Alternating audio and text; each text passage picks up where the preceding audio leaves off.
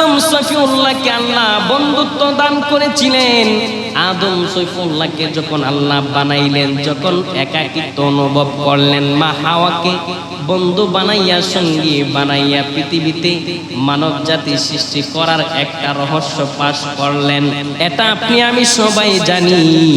তারপরে মূসা কালিমুল্লাহর সাথে আল্লাহ তুর পাহাড়ে কথা বলতেন, কত রসের আলাপ করতেন। অনেকে ভাবতেন মূসা কালিমুল্লাহ হয়তো শ্রেষ্ঠ নবী, ঈসা রুহুল্লাহ, যিনি পিতা ছাড়া আল্লাহর কুদরতি ভাবে মাত্র গর্ভে এসেছেন। অনেকেই ঈসা রুহুল্লাহকে শ্রেষ্ঠ নবী বলে দাবি করত। বন্ধুরে, ইব্রাহিম খলিলুল্লাহ যেহেতু মুসলিম জাতির পিতা, ইব্রাহিম খলিলুল্লাহর সাথে আল্লাহ কথা বলতেন। কুরবানির জন্য ইব্রাহিম খলিলুল্লাহর পুত্রকে নিয়েছিলেন। অনেকে ভাবছেন যে ইব্রাহিম খলিলুল্লাহ হয়তো সবচাইতে শ্রেষ্ঠ নবী, কিন্তু না রে না মুসলমান, আমার নবী বলেন আমি হইলাম সর্বশেষ এবং সর্বশ্রেষ্ঠ নবী। জবান খুলে বলেন না ইয়া রাসূলুল্লাহ। আজকাল দেখা যায় অনেক সময় নবীকে আমরা নিজের সাথে তুলনা করি, যে নবীর মধ্যে পার্থক্য আর আমাদের মধ্যে পার্থক্য হইল বড় ভাইয়ের সমান। বলেন নাউজুবিল্লাহ। যে নবীর কাছে উনি আসতো, আমাদের কাছে উনি আসে না। কিন্তু আমার নবী বলেন রে, আমার সাথে যারা তুলনা করবে তারা কোনোদিন আমার উম্মত হইতে পারে না। আমরা উম্মত হতে চাই কি চাই না? আমার নবী বলেন রে, যতক্ষণ পর্যন্ত তোমার ধন সম্পদ, সন্তান, আউলিয়া আওলাদ, স্ত্রী কুটুম, আত্মীয় স্বজন থেকে আমি নবী রহমতের নবীকে মহব্বত না করতে পারো, ভালোবাসতে না পারো, ততক্ষণ পর্যন্ত তোমরা কেহ মুমিন হইতে পারবা না। তার মানে কি বোঝা গেল? আপনার সন্তান থাকুক, আপনার আত্মীয় স্বজন থাকুক, আপনার ধন সম্পত্তি থাকুক, সবার চাইতে আমার নবী, দয়ার নবী, মায়ার নবীকে প্রাধান্য দিতে হবে। কেন জানেননি বাবা? যখন আপনি আমার মৃত্যু হয়ে যাবে, মালাকুল মউত যখন আপনি আমার জানটা কবজ করে নিবে রে বাবা, অন্ধকার কবরে যখন রেখে আসবে, আপনজনরা মাটি দিয়ে চলে আসবে। আপন বলতে কেহ থাকবে না, স্ত্রী পুত্র সন্তানাদি কেহ থাকবে না। যেই নবীকে ভালোবেসে আপনি কবরে গেলেন, ওই মায়ার নবী, দয়ার নবী, রহমতের নবী আপনি আমার কবরে চলে আসবেন। জবান খুলে বলেন না সুবহানাল্লাহ। আমার নবী বলেন আনা সাইয়্যিদুন নাস ইয়াউমাল কিয়ামা, আনা সাইয়্যিদুন নাস ইয়াউমাল কিয়ামা। কিয়ামতের দিবস যখন আল্লাহ সাজাইবেন, আমি আল্লাহর দরবারে সমস্ত মানুষদের সরদার হয়ে উঠব। কিন্তু কিছু কিছু আলেম আছে, দুঃখের বিষয় বলে, মা আয়েশা নাকি বলতেছে কিয়ামতের দিন আমার নবীর আমল নামায় কি আসবে, ইয়া নাফসি করবে। বলেন না নাউজুবিল্লাহ। যে আমার নবীর আমল নামায় যদি কি আসে চিন্তা করে, নাফসি করে, নফসের চিন্তা করে, তাহলে আপনি আমার কবর থাকবে। নফসের চিন্তা তো আমরা করব, কারণ দুনিয়াতে কত কিছু করেছি, কত গুনাহ করেছি, অন্যায় করেছি, নফসের প্রতি জুলুম করেছি, নফসটাকে নষ্ট করেছি। একমাত্র আপনি আমি নফসের চিন্তা করতে হবে, আর আমার নবী নফসের চিন্তা করতে হবে না। আমার নবী আল্লাহর কুদরতি পায়ে সেজদা দিয়ে দিয়ে আপনি আমাকে আল্লাহর দিদার জান্নাতে প্রবেশ করাইয়া দিবেন। জবান খুলে বলেন না সুবহানাল্লাহ। কিছু মানুষ তারা বিশ্বাস করতে চায় না যে আমার নবী যে শাফায়াত করবে, যে সমস্ত নবী এবং পয়গম্বর নাকি আনাফসি করবে। প্রত্যেক নবীকে আল্লাহ তার কুদরতি ভাবে একটা অলৌকিক ক্ষমতা দিয়ে পাঠাইছেন, রহমতের সহিত পাঠাইছেন। তারা আনাফসি করবে না, কিন্তু প্রত্যেক নবী আমার নবীজির নূরি ছায়া তলে থাকবেন। তার সাথে সাথে যারা মুমিন, যারা আশিক রাসূল, যারা ঈমানদার, তারাও আমার নবীজির রহমতের ছায়া তলে থাকবে। বলেন না সুবহানাল্লাহ। আমরা নবীজির নূরের ছায়া তলে থাকতে চাই কি চাই না? আর আওয়াজে বলেন চাই কি চাই না? চাইলে কি করতে হবে বাবা? আপনি আমাকে প্রথমত মানুষ হতে হবে। বলতে পারেন যে হুজুর আমরা কি জিন আছি, আমরা কি অমানুষ আছি, আমরা কি কুকুর বিলাই আছি, আমরা কি বাঘ ভাল্লুক আছি? না ভাই, মনুষ্যত্ব যে একটা বিষয় আছে, ভিতর জগৎ, ভিতরের মধ্যে যদি পশুত্ব থাকে, আপনি উপর দিয়ে মানুষ হইল মানুষ হইতে পারবেন না। ভিতরের পশুকে যদি আপনি দূর না করতে পারেন, কোনদিন মানুষত্বের উপরে আপনার মৃত্যু হবে না। এই জন্য সবাই বলে সবার উপরে মানুষত্ব, মানুষের উপর দিয়ে কোনো কিছু নাই। ভাই, মনের যে মানুষত্ব সেটা ঠিক করতে হবে। মনের মানুষত্ব ঠিক হইলেই আপনি আমার চামড়ার মানুষত্ব ঠিক হয়ে যাবে।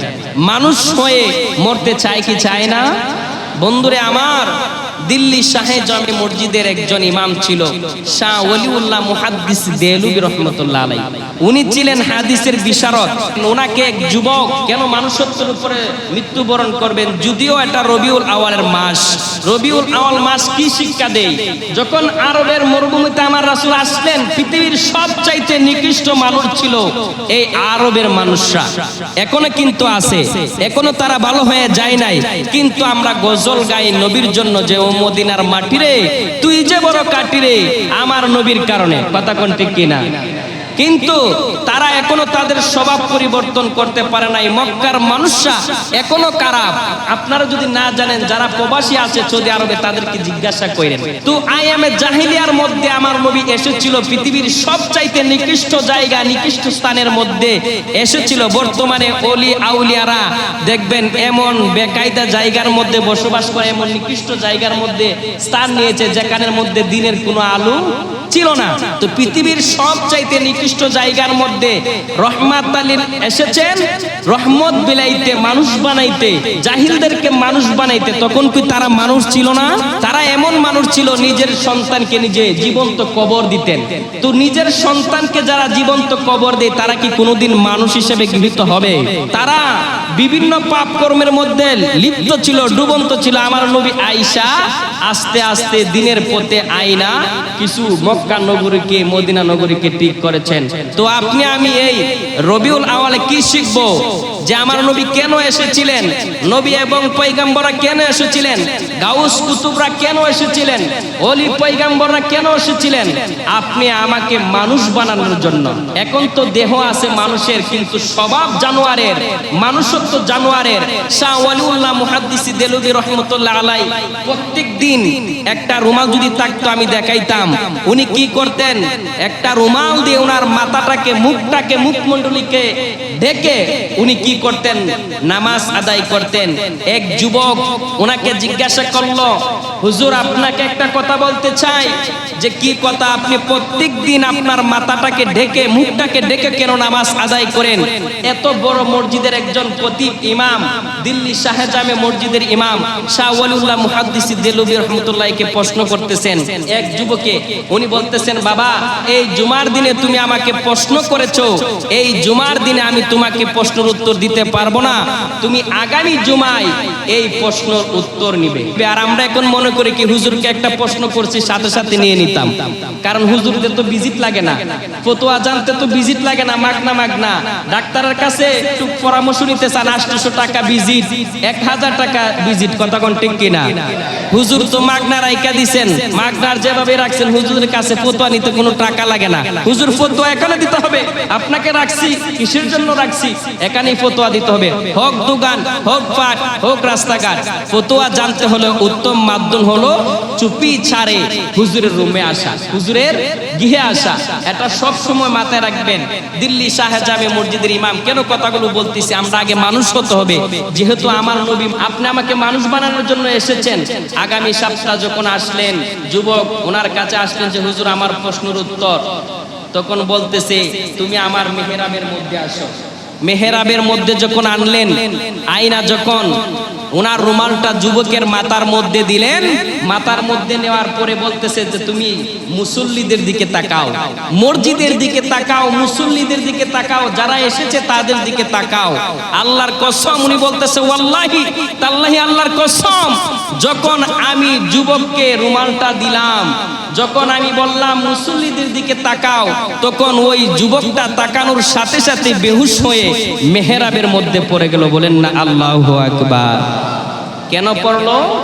পরবর্তীতে ওনাকে ওনার উপর পানি নিক্ষেপ করা হলো, ওনার হুঁশ আসলো, বলতেছে যে তুমি কিসের কারণে তুমি বেহুশ হয়ে গেলা? ওই যুবক বলতেছে হুজুর আল্লাহর কসম করে বলতেছি, যার হাতে আমার মৃত্যু, হায়াত, মওত, রিজিক সকল কিছু, আমাকে যখন পাগড়িটা দিলেন আমি দেখলাম, যাদের দিকে তাকাইলাম, আগত মুসল্লিদের দিকে তাকাইলাম, আমি দেখলাম ভয়ঙ্কর জীব জানোয়ার। উনি দেখতেছেন ভয়ঙ্কর ভয়ঙ্কর পানি, এই জন্য বেহুশ হয়ে গেছেন। এই জন্য ওই শাহ ওয়ালিউল্লাহ মুহাদ্দিস দেলবি রহমতুল্লাহ আলাইহি সবসময় রুমাল দিয়ে ডাইকা নামাজ পড়তেন, যেন তাদেরকে দেখা না লাগে। উনি চুপচারে আসতেন, আবার চলে যেতেন, কারণ তারা ছিল আল্লাহর ওলি, তাদের নফস ঠিক ছিল। এখন তো আমরা এই দেওবাড়িয়া বৈশাখ জানালার ওপাশে কি হই বলতে পারবো না। কেন বলতে পারবো না জানেন? কেন বলতে পারবো না জানেন? যে হুজুর আপনি আল্লাহর ওলি হন না কেন? আরে আল্লাহর ওলি কি আমার বাপ দাদার সম্পত্তি, যে আমি বাবার সম্পত্তি, দাদার সম্পত্তি বাপে পাইছে, বাপের সম্পত্তি ফুতে পাইবো? এটা কি আমার বাপ দাদার সম্পত্তি? আরে ভাই, বাপ দাদার সম্পত্তি এই জন্য না, কারণ আপনি আমাকে হারাম খাওয়াইতেছেন, আপনি আমাকে হারাম পথে চলতে বাধ্য করতেছেন, আপনি আমাকে সুদের টাকা দিয়ে খাওয়াইতেছেন, সুদের টাকা দিয়ে হাদিয়া দিতেছেন, হারাম থেকে হাদিয়া দিতেছেন, হারাম থেকে খাওয়াইতেছেন, খাওয়াইতে খাওয়াইতে আমার নফসটাকে নষ্ট করে দিচ্ছেন, নিজেও নষ্ট হচ্ছেন, আমার নফসটাকে নষ্ট করে দিচ্ছেন। কথা কোন ঠিক কি না? আপনার নফস নষ্ট, আপনার ঘরে কি আল্লাহর ওলি হবে? আপনার ঘরে তো কুলাঙ্গার হবে, আপনার ঘরে চোর হবে, ডাকাত হবে, বেয়াদবে রাসূল হবে, বেয়াদবে আলেম হবে, বেয়াদবে আউলিয়া হবে। কথা কোন ঠিক কি না? আমি অনেক যুবকদেরকে দেখছি আলেমদের ব্যাপারে অসাবধানতাবশত তারা আচরণ করে, তারাও বেয়াদব। খুঁজ নিয়ে দেখেন তার বাবা ঠিক নাই, তার মা ঠিক নাই। কথা কোন ঠিক কি না? এই মসজিদে বৈশা বৈশা কথা ঠিক কিনা বিক কিনা এগুলো খালি বললেই হবে না, মানতে হবে, আমল করতে হবে। যদি আমল না করতে পারেন, আপনার মৃত্যুটা পশুত্বের উপর হবে, মানুষত্বের উপর হবে না। কথা কোন ঠিক কিনা? আমরা মানুষত্বের উপর মরতে চাই কি চাই না? কি করতে হবে? নিজের নফসকে ঠিক করতে হবে। নামে মাত্র মানুষ হইলে চলবে না। অনেক সময় অনেকে আমাদেরকে বলে যে হুজুর এত রাগ ভালো না, ইমামদের রাগ থাকতে হবে। আরে রাগ না থাকলে আপনি বাতিলদেরকে দূর করবেন কিভাবে? হক বলার সাহস আপনার থাকবে না। শ্যামা ইমানদার থেকে বেঈমান ভালো, আমি শ্যামা ইমানদার হলে হবে না। হয়তো আমি হক বেছে নিতে হবে, নয়তো আমাকে বেহক বেছে নিতে হবে। কথা কোন ঠিক কিনা? আরে ভাই, হক ছাড়া পৃথিবীতে কিচ্ছু নাই, হক ছাড়া পৃথিবীতে কিচ্ছু নাই। আমি যদি অমানুষত্বের উপর মৃত্যুবরণ করি, আল্লাহর কসম, আমি ইমাম সাহেব হইছি কি হইছে, আমিও জাহান্নামী হব। এই জন্য কম আমল করলেও মানুষ হওয়ার চেষ্টা করবেন, কারণ মানুষ না হইলে ভাই জান্নাত মিলবে না।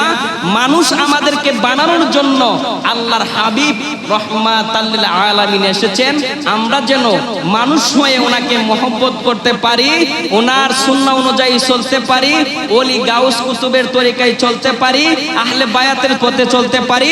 আল্লাহ যেন কবুল করে। সবাই বলেন আমিন।